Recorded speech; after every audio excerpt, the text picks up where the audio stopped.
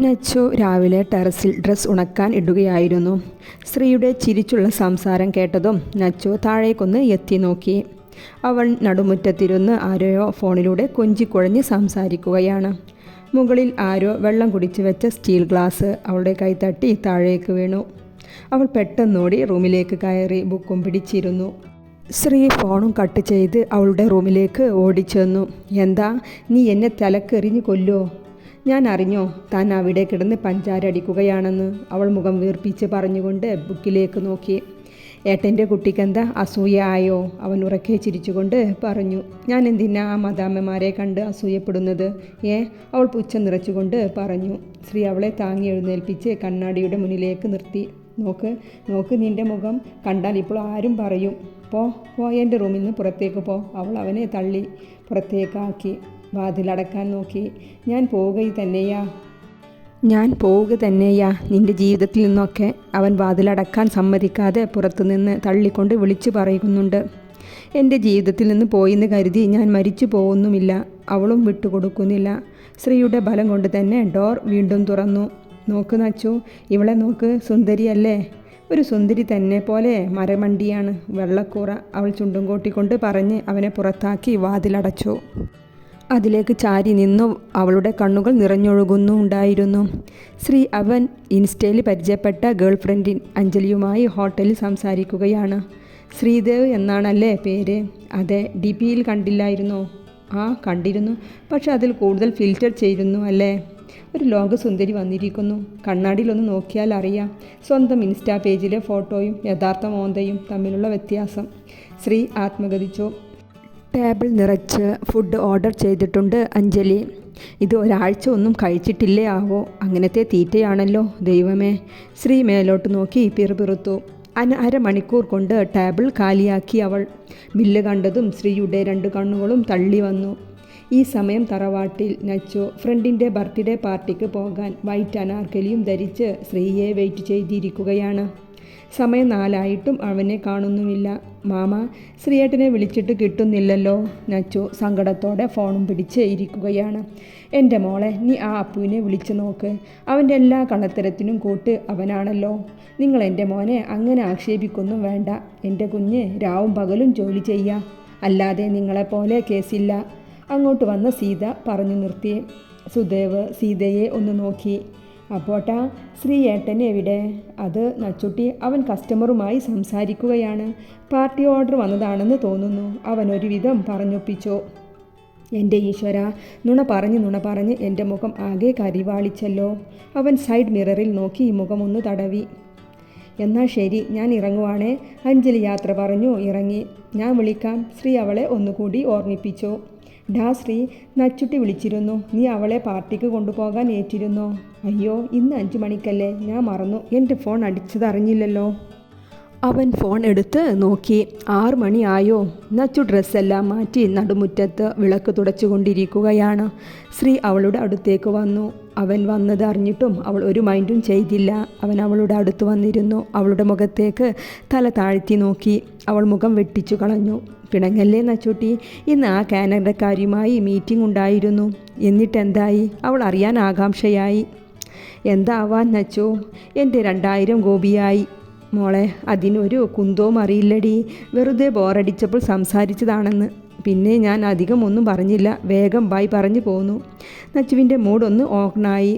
ശ്രീ അത് കണ്ട് ഒരു ദീർഘനിശ്വാസം വിട്ടു എഴുന്നേറ്റ് പോകാൻ നിന്നതും സീത അവൻ്റെ ചെവിയിൽ പിടിച്ചു. അമ്മ, എന്തായി കാണിക്കണേ? നിന്നെയൊക്കെ നല്ല ചൂരൽ വെച്ച് നല്ല തല്ലണം. സത്യം പറഞ്ഞു, ഇന്ന് നീ ഏത് പെണ്ണിനെ കാണാനാ പോയത്? പെണ്ണോ? ഏത് പെണ്ണ്? ഈ അമ്മ ഇതെന്തൊക്കെയാ പറയുന്നത് നച്ചു? അവൻ ദയനീയമായി നച്ചുവിനെ ഒന്ന് നോക്കി. അവൾ അനുഭവിക്ക് എന്ന രീതിയിൽ വേറെ എവിടെയോ നോക്കി.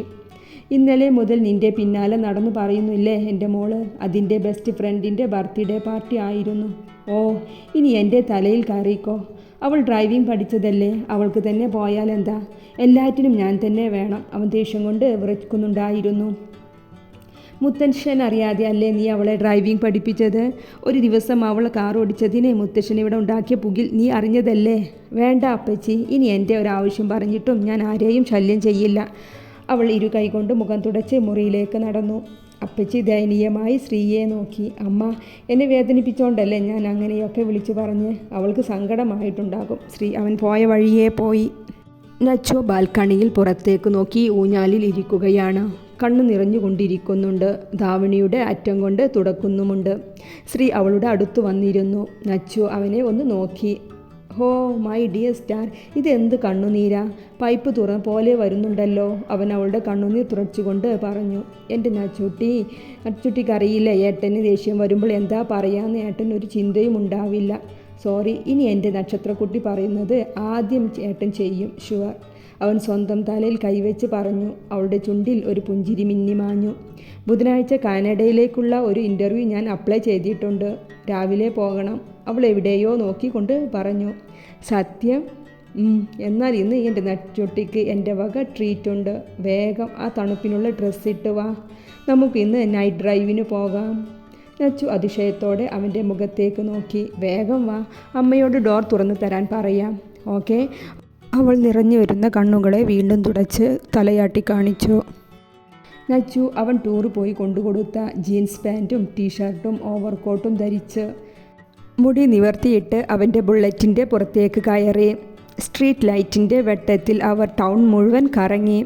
ഡിന്നറും ഐസ്ക്രീമും കഴിച്ച് അവർ തിരിച്ചെത്തിയപ്പോൾ നേരം 12 കഴിഞ്ഞിരുന്നു. അവരുടെ ഈ യാത്ര അവരെക്കാൾ ഏറെ സന്തോഷം നൽകിയത് സീതക്കായിരുന്നു. ഹായ് ജിത്തു, ഞാൻ എത്ര ദിവസമായി നിന്നെ കോളിൽ വെയിറ്റ് ചെയ്യുന്നു. ജിത്തു ശ്രീയുടെ കസിനാണ്. അവർ അമേരിക്കയിലാണ്. എടാ, കുറച്ച് ബിസിയായിരുന്നു. ഇവർ സംസാരിച്ചിരിക്കുമ്പോഴാണ് നച്ചു അങ്ങോട്ടേക്ക് ശ്രീയുടെ ഷർട്ട് അയൺ ചെയ്തുകൊണ്ട് വരുന്നത്.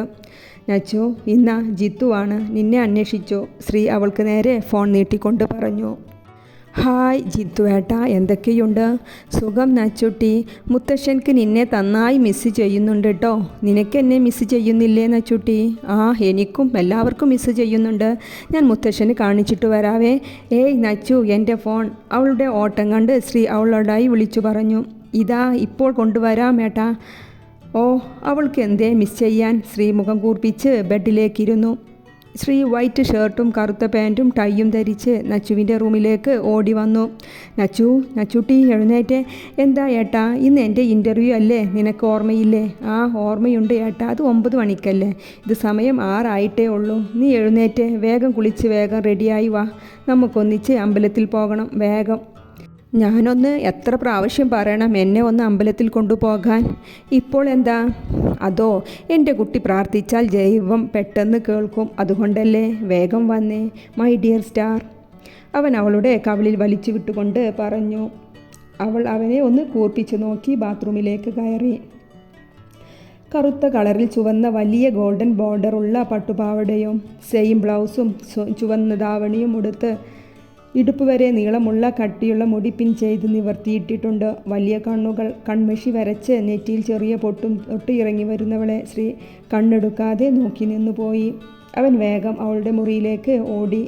വള സ്റ്റാൻഡിൽ നിന്നും കറുത്തയും ചുവന്നും വളകളെടുത്ത് അവളുടെ മുന്നിൽ വന്നു. അവളെ പിടിച്ചിരുത്തി ഇരു കൈകളിലും ഇട്ടുകൊടുത്തു. ഇപ്പോഴാ മുഴുവനായത്, അവൻ അവളുടെ കൈകൾ പിടിച്ച് കുലുക്കിക്കൊണ്ട് പറഞ്ഞു. നച്ചു വിശ്വസിക്കാൻ പറ്റാതെ അവനെ തന്നെ നോക്കിയിരുന്നു. വേഗം വാ, പോകാം. ശ്രീയുടെ വിളിയാണ് അവളെ ഉണർത്തിയത്. ഇരുവരും ഒന്നിച്ചു നിന്ന് മനസ്സ് നിറച്ച് പ്രാർത്ഥിച്ചു.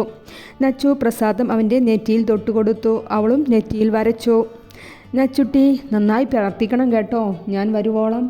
ഈ ഒരു ഇൻ്റർവ്യൂ കിട്ടിയാൽ അവൻ ആവേശത്തോടെ പറയുകയാണ്. നച്ചുവിനെ വീട്ടിലിറക്കി അവൻ ഇൻ്റർവ്യൂവിന് പോയി. നച്ചു, നീ എന്തേ പറയാതെ അമ്പലത്തിൽ പോയേ? അപ്പച്ചി ശ്രീയേട്ടൻ പിടിച്ച പിടിയാലെ എഴുന്നേൽപ്പിച്ച് കൊണ്ടുപോയതാ. നച്ചു, നീ സത്യം പറയുക, ഇത് എന്തിൻ്റെ ഇൻ്റർവ്യൂ ആണ്? അത് അപ്പച്ചി കാനഡയിലേക്കുള്ളതാണ്. ആകെയുള്ള ഒന്നാണ്. അതിന് അച്ഛനെയും അമ്മയെയും കൂടെ നിൽക്കാൻ ആഗ്രഹമില്ല. സീത ദുഃഖത്തോടെ പറഞ്ഞു. അടുക്കളയിലേക്ക് നടന്നു. കൂടെ നച്ചുവും. എല്ലാ നച്ചുട്ടി, അവൻ ഒന്ന് പിണങ്ങിയാൽ ഊണും ഉറക്കവും ഇല്ലാതെ നടക്കുന്ന നിനക്ക് അവൻ പോകുന്നതിൽ ഒരു സങ്കടവുമില്ലേ? അപ്പച്ചിയുടെ ചോദ്യം കേട്ടതും നച്ചു നെറ്റലോടെ അവരെ നോക്കി. എനിക്ക് ശ്രീയേട്ടൻ്റെ ഈ ഓട്ടം കാണാൻ കഴിയുന്നില്ല. ഏട്ടൻ്റെ ആഗ്രഹം പോലെ നടക്കട്ടെ, അവൾ തലം താഴ്ത്തി പറഞ്ഞു. സീത ഒരു ദീർഘനിശ്വാസം വിട്ട് തൻ്റെ ജോലിയിൽ മുഴുകി. നച്ചുവും അപ്പച്ചിയും വൈകിട്ട് അകത്തളത്തിൽ ഇരിക്കുകയാണ്.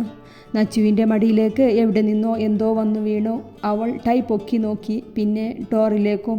ശ്രീ വരുന്നുണ്ട്. മുഖം ഒരു കൊട്ടയ്ക്ക് കയറ്റിപ്പിടിച്ച് നച്ചു ദയനീയമായി അപ്പച്ചിയെ നോക്കി. എന്തേ കുട്ടാ, ഈ ഇൻ്റർവ്യൂ പൊളിഞ്ഞോ? സീത ചിരി കടിച്ചു പിടിച്ച് ചോദിച്ചു. ശ്രീ നച്ചുവിൻ്റെ മുഖത്തേക്ക് ഗൗരവത്തിൽ നോക്കി. അതിനെ നോക്കി പേടിപ്പിക്കണ്ട, എനിക്കറിയാം. നീ ഈ വീട്ടിൽ നിന്ന് എവിടേക്കും വിമാനം കയറിയില്ല. അത് അമ്മയുടെ വാക്കാണ്. അവർ അതും പറഞ്ഞ് അവിടെ നിന്നും എഴുന്നേറ്റു പോയി. നച്ചോ, നിന്നോട് എത്ര തവണ ഞാൻ പറഞ്ഞിരുന്നു ഈ ഇൻ്റർവ്യൂ കാര്യം അമ്മയെ അറിയിക്കല്ലേ എന്ന്. അത് ശ്രീയേട്ട, വിസയും വരുമ്പോൾ അമ്മ അറിയില്ലേ, അതുകൊണ്ടാ. അവൾ മുഖം താഴ്ത്തിക്കൊണ്ട് പറഞ്ഞു. ഓ, അമ്മ അറിയില്ലേ പോലും. എന്നിട്ട് ഇപ്പോൾ ഇൻ്റർവ്യൂവും റെഡിയായി, വിസയും വന്നല്ലോ. അവൻ അവളെ ചുണ്ട് കോട്ടി പറച്ചിച്ചുകൊണ്ട് പറഞ്ഞു. നച്ചോ ഇടം കണ്ണിട്ട് അവനെ ഒന്ന് നോക്കി. മോളെ, അവനെ വിളിച്ചില്ലേ? ഡിന്നർ കഴിച്ചു കൊണ്ടിരിക്കുകയാണ് സീതയും സുദേവനും. ഇല്ല അപ്പച്ചി, ഏട്ടന് വേണ്ട എന്ന്. എന്തേ, നിൻ്റെ മോന് വിശപ്പുമില്ലേ? ഇന്ന് വൈകുന്നേരം മുതൽ മുറിയിൽ നിന്ന് തന്നെ ആണല്ലോ. അത് അവന് വിസ കിട്ടിയില്ല എന്ന്. ഓ, അവനോട് വിസയുടെ കാര്യം വിടാൻ പറയുക. നമുക്ക് കാവ്യയുമായുള്ള കല്യാണം നോക്കാം. രാധികയോട് ഞാൻ സംസാരിക്കാം. മനുഷ്യ, നിങ്ങൾക്ക് ഇത്ര വിവരമില്ലേ? ആ കൊച്ചു ശ്രീകുട്ടൻ്റെ 2 വയസ്സിന് മുതിർന്നതാ. അല്ലെങ്കിൽ ഇപ്പോൾ വയസ്സിൽ എന്തിരിക്കുന്നു അല്ലേ അച്ചുട്ടി? ആഹാ അമ്മാവ, അവൾ തപ്പിത്തടഞ്ഞുകൊണ്ട് പറഞ്ഞു. ഇത് കേട്ടതോടെ അവളുടെ വിശപ്പും ഇല്ലാതായി. അവൾ പ്ലേറ്റിൽ ഇളക്കി കൊണ്ടിരിക്കുകയാണ്. നച്ചുവിൻ്റെ ഉറക്കമെല്ലാം പോയി കിട്ടി. അവൾ തിരിഞ്ഞു മറിഞ്ഞും ചിന്തിച്ചു കൊണ്ടിരിക്കുകയാണ്. അവൾ ശ്രീയുടെ റൂമിലേക്ക് ചെന്നു. ശ്രീയേട്ടൻ ഉറങ്ങിയോ? അവൾ ചാരിക്കിടക്കുന്ന വാതിലിൽ മുട്ടി. ഇല്ല, അവൻ്റെ മറുപടിയും വന്നു. നച്ചു ഉള്ളിലേക്ക് കയറി കട്ടിൽ കിടക്കുന്ന അവൻ്റെ അടുത്ത് വന്നിരുന്നു. നച്ചു, നിനക്ക് ഉറക്കമൊന്നുമില്ലേ? അവൻ കണ്ണുകൾ തുറക്കാതെ തന്നെ ചോദിച്ചു. അവളൊന്നു മറുപടി നൽകി. ശ്രീ കട്ടിലിനെഴുന്നേറ്റിരുന്നു. ശ്രീയേട്ടന് വിസ കിട്ടാൻ വേറെ എന്താ വഴി? എന്ത് വഴി? പണം കൊടുത്താൽ യാതൊരു ബുദ്ധിമുട്ടുമില്ലാതെ കയറാം. എത്ര വേണ്ടി വരും ശ്രീയേട്ടാ? എന്താ, നിൻ്റെ കയ്യിൽ ഒരുപാട് ഇരിപ്പുണ്ടോ പണം? അവൻ പുച്ഛിച്ചുകൊണ്ട് ചോദിച്ചു. ശ്രീയേട്ടൻ പറയുക. 10-20 ലക്ഷം ഉണ്ടെങ്കിൽ 90% ഉറപ്പായിട്ടും കയറാം. ശ്രീയേട്ടൻ്റെ അടുത്ത് എത്രയുണ്ടാകും? എൻ്റെ അടുത്ത് എന്ത്, 4-5 ഉണ്ടായിരിക്കും. ഓ, ബാക്കി ഞാൻ നോക്കട്ടെ. ശ്രീയേട്ടൻ സമാധാനമായി ഉറങ്ങ്. നീ എന്താ വല്ല ബാങ്കും കൊള്ളടിക്കാൻ പോവുകയാണോ? ബാങ്കൊന്നുമല്ല, നോക്കട്ടെ. അവൾ അവിടെ നിന്നും നേരെ പോയത് മുത്തശ്ശൻ്റെ റൂമിലേക്കാണ്. അവിടെ ശബ്ദമുണ്ടാക്കാതെ മുത്തശ്ശൻ്റെ അലമാരിൽ നിന്നും അവളുടെ അമ്മയുടെ സ്വർണ്ണപ്പെട്ടി എടുത്തു കൊണ്ടുവന്നു. ശ്രീയേട്ടാ, ഇത് മതിയോ? അവൾ പെട്ടി തുറന്ന് അവൻ്റെ മുന്നിൽ വെച്ചു.